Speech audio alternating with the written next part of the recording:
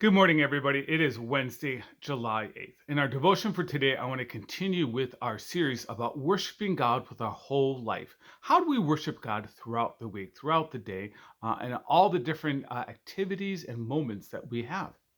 We've been doing this throughout the last week or so by looking at different Psalms and picking out some of the important lessons and truths that the Psalms teach us. On Monday, our last devotion, we looked at waiting and how waiting is such an important part of worshiping with God. We worship God as we wait because we don't wait by ourselves, we wait with God. And that's such an important thing to remember. Too often, when we think about waiting upon God, we think of like a physician's office where we go, oh, we got to wait, and the door's closed to us.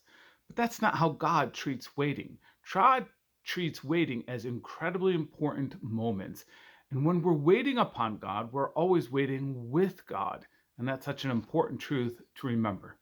Our psalm for today is from Psalm 27. This is a famous psalm of David's when it begins, "The Lord is my light and my salvation. Whom shall I fear? The Lord is the stronghold of all my life. Of whom shall I be afraid when the wicked advance against me to devour me?" And then throughout the psalm, he goes on to describe all of the dangers and all of the difficult things he's facing at the moment. And then he ends the psalm with these words: I remain confident of this. I will see the goodness of the Lord in the land of the living. Wait for the Lord. Be strong and take heart and wait for the Lord.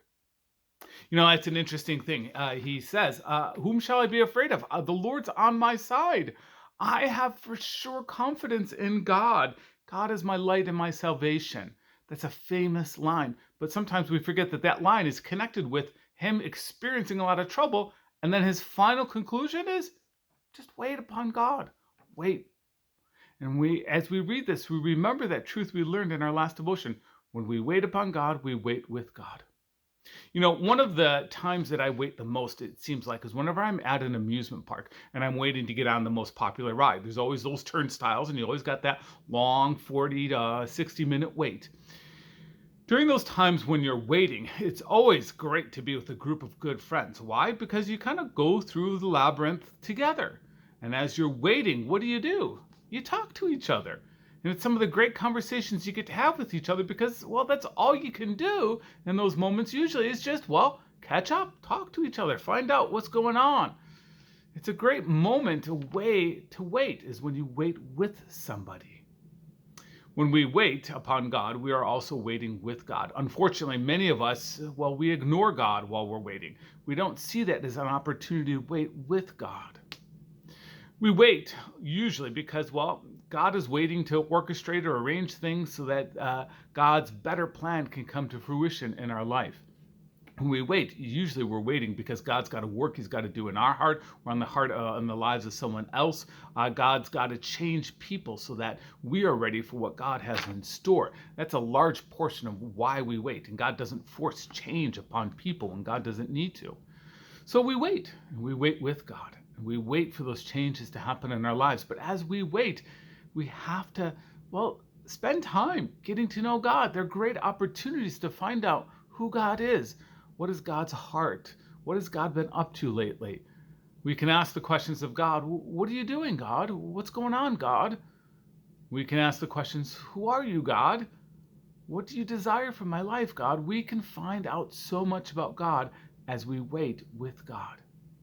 So if you find yourself in a situation where you're waiting and you're waiting with God, take time, like you're waiting in a line at an amusement park and you're spending time with good friends, catching up on all the events that are happening in their lives, or all the things that they're looking forward to, or all the struggles that they're having, or you rejoice with them with all the good things that are happening. Take moments in time to wait with God and connect with God. It's a great part of the worship lifestyle. Amen. Amen. Tonight is Wednesday, so Wednesday at 7, we do have our prayer meeting, so feel free to email me your prayer request, pastor@alpinelutheran.com, or send them directly to me through our Alpine Lutheran Church of Rockford app, which you can download to your smart device. This Wednesday, I do want to remind you, we are returning to in-person worship. We have 2 worship services this Sunday. They are at 8 and 10 as usual. You can feel free to come to either one. The 8 o'clock will be our traditional liturgical service. The 10 o'clock is our live online worship service, so that's a different time, but that will be broadcast live on Facebook, and it's designed as an online service. But you can come and be in our sanctuary for either one of those. See our webpage, our email letter, the summit, for more information on that. We'll be sending out a big announcement about that tomorrow to all of the people in our church. We do welcome people to come to meet with us in person in our sanctuary. Just be forewarned, masks are required, and there's a lot of differences that you will encounter as we follow guidelines and try to remain safe and keep people's health foremost in our minds. In the meantime, take care and look in on those who are most vulnerable. Amen.